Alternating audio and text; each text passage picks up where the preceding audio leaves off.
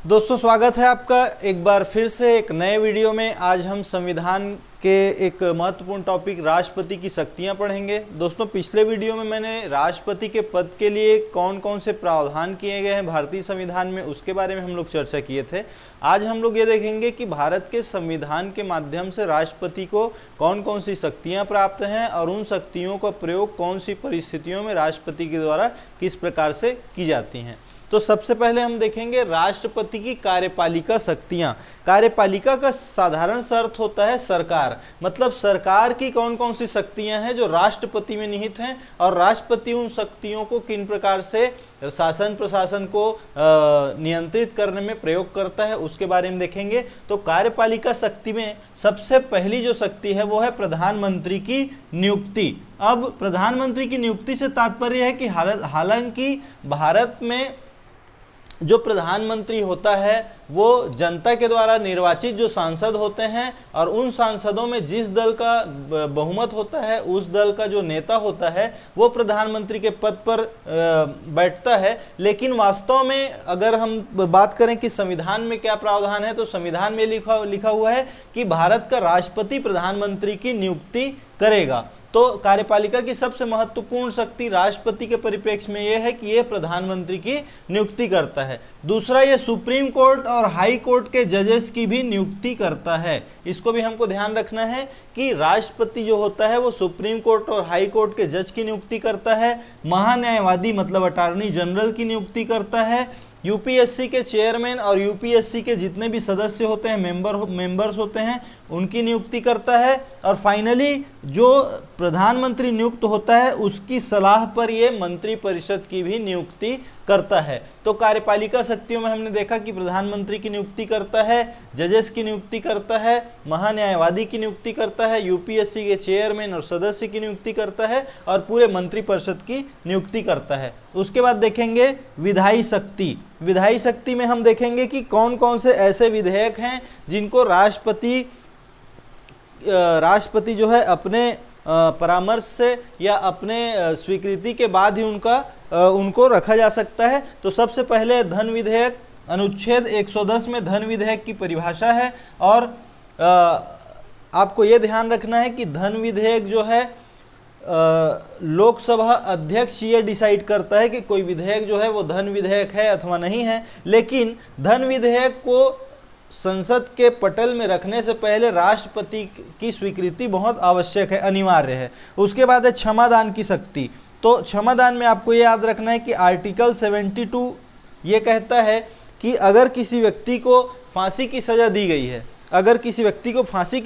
गई है, तो राष्ट्रपति को शक्ति प्राप्त है कि वो अपने स्वविवेक से निर्णय ले सकता है कि किसी व्यक्ति को फांसी की सजा को बदलकर वो आजीवन कारावास की सजा में तब्दील कर सकता है। उसके बाद है जब सत्र का प्रारंभ होगा तो उसका जो पहला दिन होगा उस दिन राष्ट्रपति का अभिभाषण होता है, और राष्ट्रपति के अभिभाषण के पश्चात ही वह सत्र प्रारंभ होता है। तो यह है विधायी शक्तियाँ। धन विधेयक इसकी स्वीकृति के पहले पटल पर नहीं रखा जा सकता। उसके बाद है क्षमादान प्रदान करने की शक्ति और सत्र के प्रारंभ में अभिभाषण। उसके बाद है वित्तीय शक्तियाँ। तो वित्तीय शक्तियों में हम देखते हैं कि ये वित्त आयोग का गठन करता है और नियुक्ति करता है। आर्टिकल 280 हमें ये बताता है कि एक वित्त आयोग होता है जिसका कार्य होता है राज्य और केंद्र के मध्य करों का बंटवारा, और इसकी जो नियुक्ति होती है वो राष्ट्रपति के द्वारा की जाती है। उसके बाद है कैग।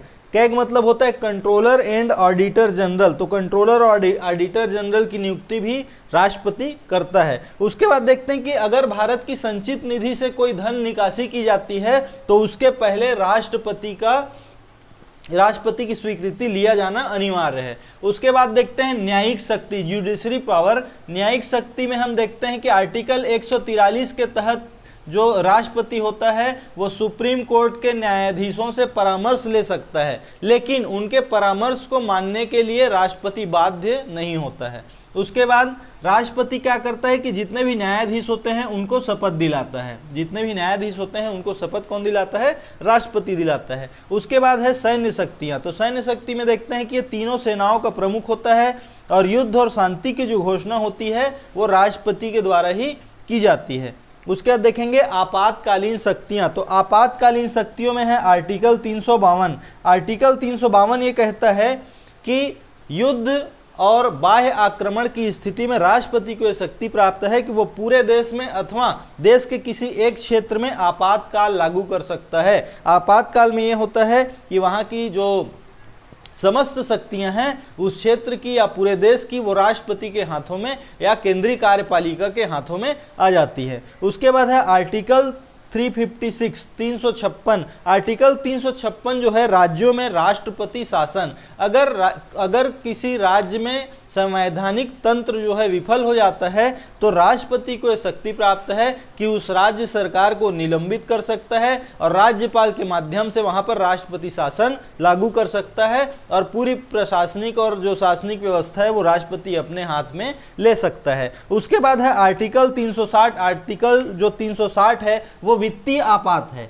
वित्तीय आपात का मतलब ये होता है कि अगर राष्ट्रपति को ये लगता है कि देश की आर्थिक स्थिति चरमरा गई है तो वो अपने शासकीय कर्मचारियों के वेतन भत्तों को रोक सकता है, कटौती कर सकता है, किसी शासकीय योजना को बंद कर सकता है और इस प्रकार से वित्तीय समावेशन के लिए वो आगे कदम बढ़ा सकता है। लेकिन अच्छी बात यह है कि अभी तक भारत में एक भी बार आर्टिकल 360 जो है लागू नहीं किया गया है। उसके बाद है वीटो शक्ति। ये बहुत इंपॉर्टेंट है। वीटो शक्ति में हम 3 शक्तियां देखते हैं, absolute veto power, suspensive veto power और जेबी पॉकेट वीटो। अब एब्सोल्यूट वीटो का मतलब ये होता है, देखिए कोई भी विधेयक तब कानून बनता है जब वो दोनों सदनों से पास हो जाता है और दोनों सदनों से पास होने के पश्चात वो राष्ट्रपति के पास सिग्नेचर के लिए आता है। तो जब राष्ट्रपति के पास सिग्नेचर के लिए आता है तो या तो राष्ट्रपति उसको साइन करके पास कर सकता है, अन्यथा क्या कर सकता है, वो साइन करने के लिए मना कर सकता है। अगर वो साइन करने के लिए, सिग्नेचर करने के लिए मना कर देता है तो हम उसको कहेंगे एब्सोल्यूट वीटो पावर। उसके बाद अगर कोई विधेयक राज्यसभा और लोकसभा से पास होकर राष्ट्रपति के पास आता है और अगर वो उसको पुनर्विचार के लिए वापस कर देता है तो उसको हम बोलेंगे सस्पेंसिव वीटो पावर। अगर वो पुनर्विचार के लिए वापस कर देता है तब हम उसको बोलेंगे क्या, सस्पेंसिव वीटो पावर। एक है जेबी पॉकेट वीटो। अब जेबी पॉकेट वीटो में क्या है कि ना तो वो पहले की तरह मना करता है और न तो वह दूसरे की तरह पुनर्विचार के लिए उसको लौटाता है। न तो वो मना करता है और न ही पुनर्विचार के लौटाता है, वो केवल उसको अपने पास होल्ड करके रख लेता है। क्या कर लेता है, होल्ड कर लेता है। अब यहाँ पर देखने वाली बात यह है कि संविधान में इस बात का उल्लेख नहीं है कि राष्ट्रपति किसी विधेयक को कितने दिनों के लिए होल्ड कर सकता है, तो यह अनिश्चित काल के लिए होल्ड कर सकता है। तो इसको एक बार फिर देख लेते हैं। साइन करने के लिए मना कर देता है पूरी तरह से, एक शब्द में, तो क्या हो जाएगा, एब्सोल्यूट वीटो हो जाएगा। जब वो पुनर्विचार के लिए फिर से वापस कर देगा तो क्या हो जाएगा, सस्पेंसिव वीटो। लेकिन एक चीज याद रखना है, अगर उसने पुनर्विचार के लिए वापस किया और राज्यसभा लोकसभा ने फिर से पारित करके भेज दिया तो वो बाध्य हो जाएगा इसमें सिग्नेचर करने के लिए। बाध्य हो जाएगा किसके लिए, सिग्नेचर करने के लिए। जेबी पॉकेट वीटो में क्या है, न तो वो मना करता है और न ही पुनर्विचार के लिए वापस भेजता है, उसको क्या कर लेता है, हेल्ड कर लेता है, होल्ड कर लेता है। ठीक है। अब एक चीज आपको याद रखना है कि धन विधेयक और आर्टिकल 368 अर्थात संविधान संशोधन विधेयक से संबंधित विधेयकों में राष्ट्रपति अपने वीटो पावर का इस्तेमाल नहीं कर सकता। क्लियर है। धन विधेयक और संशोधन विधेयक में राष्ट्रपति अपने वीटो शक्तियों का इस्तेमाल नहीं कर सकता। ठीक है। अब देखेंगे स्वविवेकी शक्ति। ये बहुत इंपॉर्टेंट है। स्वविवेकी शक्ति में अगर लोकसभा का निर्वाचन हुआ और किसी भी दल को स्पष्ट बहुमत प्राप्त नहीं हुआ, तब राष्ट्रपति किसी भी एक दल के नेता को प्रधानमंत्री के पद के लिए क्या कर सकता है, उसको बुला सकता है। प्रधानमंत्री के पद के लिए उसको बुला सकता है। ये पहला कंडीशन हो गया।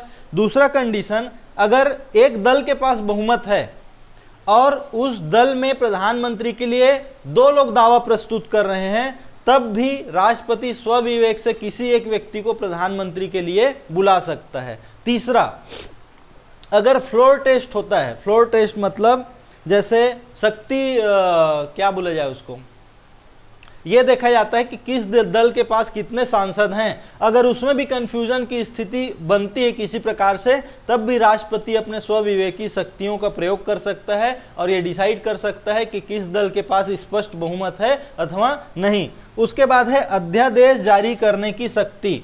अध्यादेश जारी करने की शक्ति आर्टिकल 123 में इसका उल्लेख है। अब इसको समझना है कि अगर राज्यसभा या लोकसभा अपने सत्र में न हो, मतलब राज्यसभा और लोकसभा का सत्रावसान हो चुका हो या संसद का सत्र न चल रहा हो या किसी एक का सत्र न चल रहा हो, तब अगर कोई ऐसा विषय आता है जो राष्ट्रीय हित में है और जिसमें कानून बनाया जाना बहुत अनिवार्य है, तब राष्ट्रपति एक अध्यादेश जारी करता है और वो अध्यादेश वैसे ही काम करता है जैसे एक पूर्णतया पारित विधेयक काम करता है। लेकिन अब एक बात इसमें ये याद रखना है कि जैसे ही इसको पारित करने के बाद जब भी राज्यसभा और लोकसभा की बैठक फिर से प्रारंभ होगी तो इसका जो वैलिडिटी होगा वो केवल 6 सप्ताह का होगा।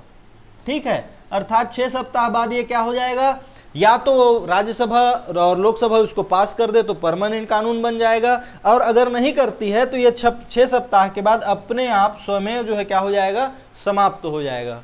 तो ये जो है राष्ट्रपति की शक्तियों की एक ब्रीफ स्टोरी आप बोल सकते हैं इसको। इसके अलावा आप क्या कर सकते हैं, इस वीडियो को अच्छे से देखने के बाद आप क्या कर सकते हैं कि राष्ट्रपति का जो चैप्टर है अपनी बुक से उठाइए और अच्छे से एक बार पढ़िए, डीप में पढ़ लीजिए। अगर कोई कन्फ्यूज़न होता है व्हाट्सएप नंबर में आप मेरे को मैसेज कर सकते हैं या इसी वीडियो में आप मैसेज से भी आप पूछ सकते हैं। इसके बाद आप क्या कर सकते हैं कि घटना चक्र सॉल्व कर सकते हैं राष्ट्रपति की शक्तियों से संबंधित, और इस चैप्टर से आने वाले सारे जो प्रश्न हैं, संभावित जितने भी प्रश्न हैं, उन सब को आप कवर कर सकते हैं। ये वीडियो आपको कैसा लगा आप ज़रूर बताइएगा। हमारे साथ बने रहने के लिए आपका बहुत बहुत धन्यवाद। अगर आपको वीडियो इन्फॉर्मेटिव लगता है कि हमारे चैनल में आपकी तैयारियों को मदद मिल रही है तो आप इस चैनल को सब्सक्राइब कर लीजिए। बहुत बहुत धन्यवाद।